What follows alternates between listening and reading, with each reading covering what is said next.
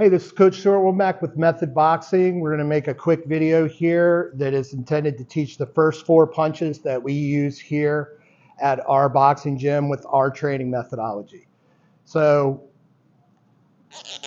there's a few elements that you have to consider when you're thinking about punching. Now, we have a different kind of training system here where we don't prioritize teaching of punches first. We prioritize the teaching of head movement first. So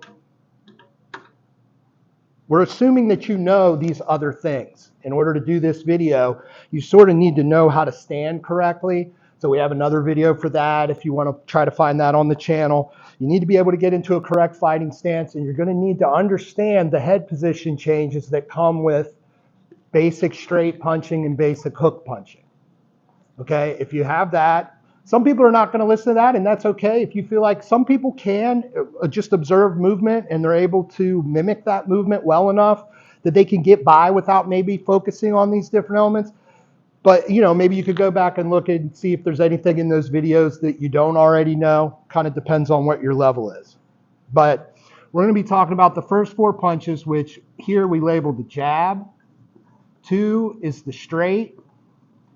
3 is going to be the lead hook.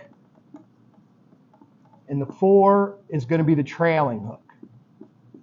Now, I'm saying lead or trailing because it depends on whether you're an orthodox fighter where your lead hook is a left hook, or you're a southpaw, which means that you stand the opposite stance and your lead hook is your right hook. So in order to just avoid confusion about that, we always use the terminology lead hook or trailing hook. The lead one is closest to your opponent, the trailing one is furthest away. So understanding what actually makes power in a punch is kind of important, because if you don't understand those components, you're probably not going to move correctly, because a lot of the movement is supportive in generating power. The correct movement of boxing is that way for a reason. So the first is weight transfer. I don't know if you can read this or not. Maybe you can, maybe you can't. So the weight transfer component of the movement is this movement of the head from foot to foot. Your weight is on your back foot more than your front. It's not like I'm standing like this.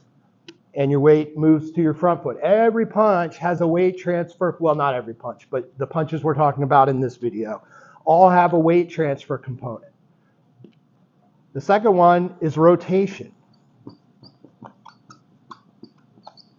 This rotational component, I'm doing it here in a vacuum without the really transferring my weight. The reality is both of these things are happening at the same time. I'm transferring my weight and I'm also rotating. This rotation, this common beginner error here, is they're rotating their upper body, but their hips are static. You've got to learn to rotate your hips. The hips actually are what's rotating my upper body. These two things are not happening independently of each other. And in order to turn my hips, I've got to be able to rotate my feet up and let these heels come up. Again, this is stuff that we go over in other videos that is critically important if you're going to do this correctly. Otherwise, you're going to be arm punching. And this is, in my view, an error that a lot of coaches make, is they're prioritizing getting the punches going, and they work backwards from that. They try to teach the student how to punch, sort of, because they're not ever really going to be able to punch correctly. And then they start trying to explain the supportive movement that actually supports the punch. But the rest of the movement, the supportive movement, is actually the most important, which is why the way we teach here is we actually start with supportive movement and then we work into punches. But that's neither here nor there.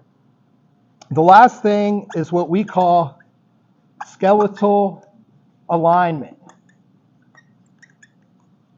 And this is one that I've never actually heard. Well, I'm sure a coach has talked about it. I haven't looked that much. But skeletal alignment in the straight punch is getting that arm straight, getting the bone straight to that point of impact. That's a critical component of your power and generating power. It's also getting your straight on center line. So if we're using this blue line as an example, as I develop my right straight, my shoulder ends up on the center line of the bag, and the punch is following the trajectory that's right up this blue line. In order to do that, you've got to let your head move off center line. So again, this really comes back to this basic movement of boxing, which is this head movement from foot to foot with this rotation. Okay, if you understand these concepts, then it's not all that difficult to put this together in order to throw punches. So again, this is the movement that we're using to support the punch. The punch is really just a matter of extending the arm out at the right time and in the right direction for the type of punch it is. In this case, I'm throwing a jab. I'm throwing a slip jab to be exact. There's a difference between the most commonly taught jab with most coaches, which again, I believe is a coaching error, which is allowing the student to drive forward on the jab. Okay, this is a really bad habit, especially for a beginner. It causes them an enormous amount of problems later. And in my view, it's a coaching error, but I used to do that coaching error, so I understand why coaches might do it. My advice would be to focus on the slip jab. It's the very first movement that you develop. In order to throw that correctly, we need to move our head off the center line and into what we call head position B. We call this head position A, head position B. We started on center line. We developed the punch. The punch goes right up center line. The head moves off to where you're over the line. It can be helpful to have 3 lines so that you sort of have a guideline for where your head should be on the outside and on the inside in this center line, so that you can kind of look down and see that your head is traversing these positions. But anyway, for the first punch, we want to just develop our jab. So other common beginner errors with jabs: flaring of the elbow.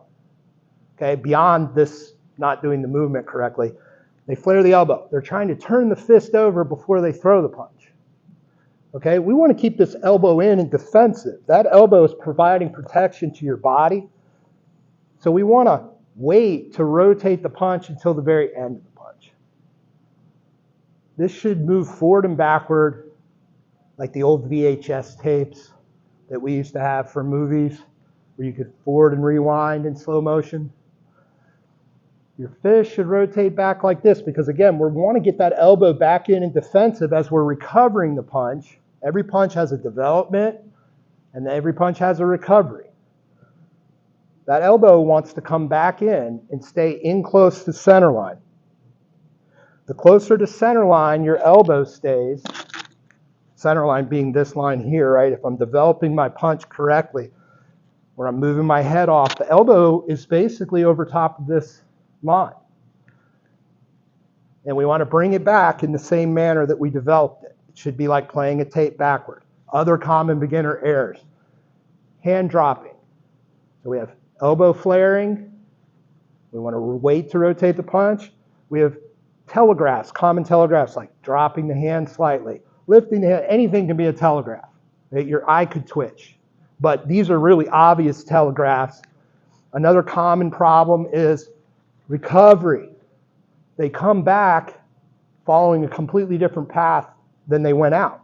When they throw the punch, it's from point A to point B. But when they recover the punch, they bring it back in this odd pattern.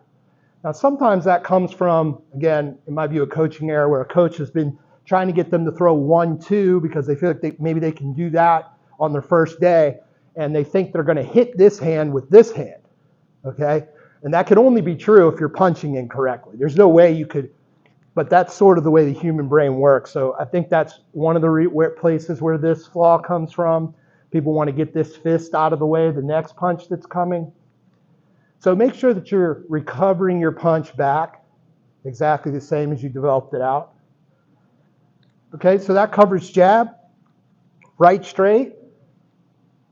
It's the same process, the same concepts all apply. I want to keep this elbow in tight. I want to rotate my fist as I'm developing the punch, and I want this punch to traverse up the center line. I don't want it to come in from an angle because I'm not moving my head. This almost always comes down to a lack of head movement.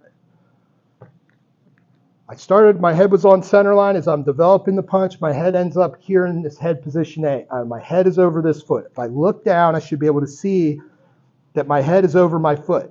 Is there such a thing as too much of this? Absolutely. Going beyond your front foot, you're compromising your stability pyramid.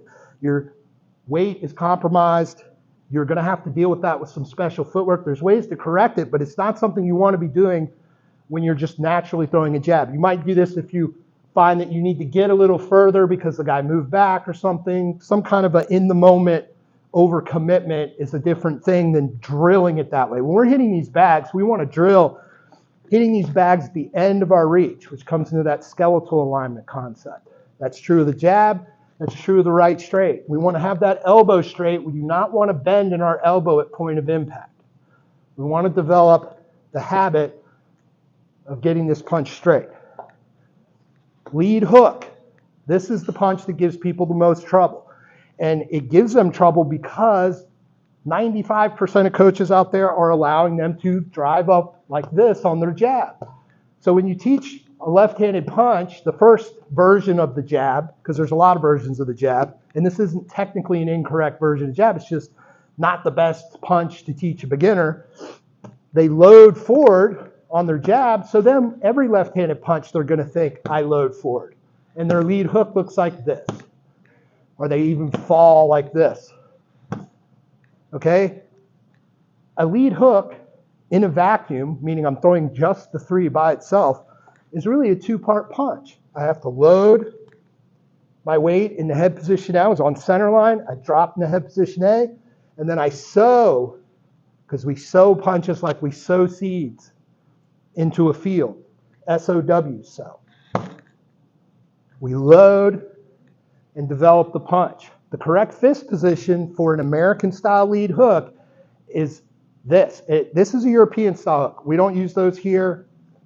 I'm not saying it's an incorrect punch. Not a punch that we teach at all, really. There's some very limited applications I might use that punch. The contact point is actually this part of your glove. Okay, it's not this surface of the glove like the straight. The straight uses this surface of the glove. The lead hook, or any hook for that matter, well, not any hook, but any standard hook, this is the contact portion of the glove. Load, develop, and it's critically important that you get in the head position B through the punch. So it's very often helpful for a beginner to skim the bag for a while and not land your punch square. If you land your punch square, it's going to stop the progress of your head movement. And this comes to the number one, well, probably number two worst flaw that comes from the lead hook, which is point of impact. They make impact with the bag before their head has even traversed the center line.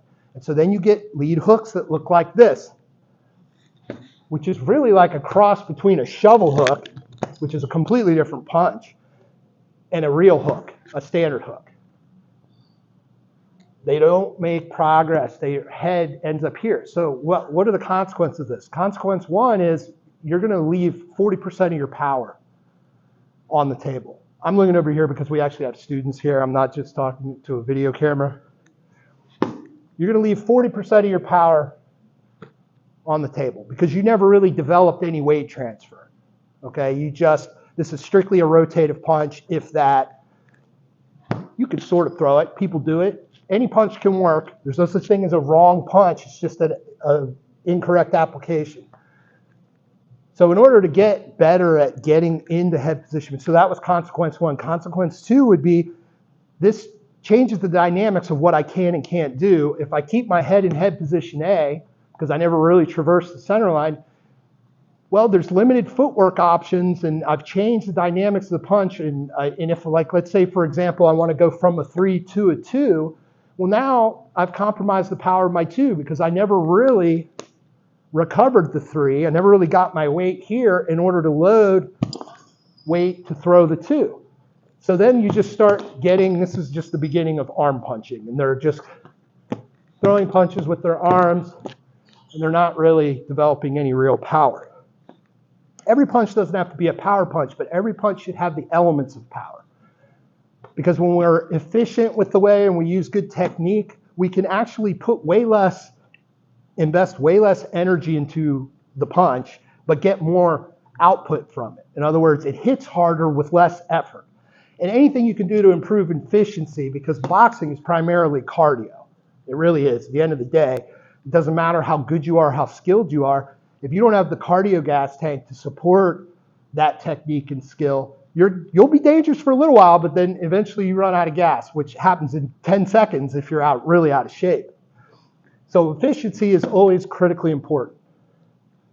All right, so we've done the jab. We've done the straight. We've done the lead hook. We're skimming the bag at first. As we get more advanced, we can not skim the bag. We can land the punch square, but we got to make sure that we get into this head position. When we land square, we got to recover back. Every punch has a recovery phase, right? And then we have the 4, which is the right hook in our numbering system. And this punch, people typically don't have that much trouble with because they get to do the thing that they want to do, which is throw their weight from their back foot to their front foot. You'll find as a coach that right-handed punches are much easier to teach than left-handed punches. Left-handed punches require throwing your weighted direction that doesn't make any sense to your brain. So in this case, we get to load our weight here and develop into the punch. Same concept applies. We're hitting with this surface of the glove. Another important element of hooks, lead hooks, I don't want to get into too many details with this. It's just more important that you sort of understand the terminology here and that you make some effort to go through these movements. Once you do that, you can start thinking more intricately about these punches because there's a lot to say about any one of these punches. I could make a 10-minute video about each one. This is as far as we're going to go with this. So I'm going to take these students, we're going to put them on the bag, and then we're going to prompt them. All right, good job.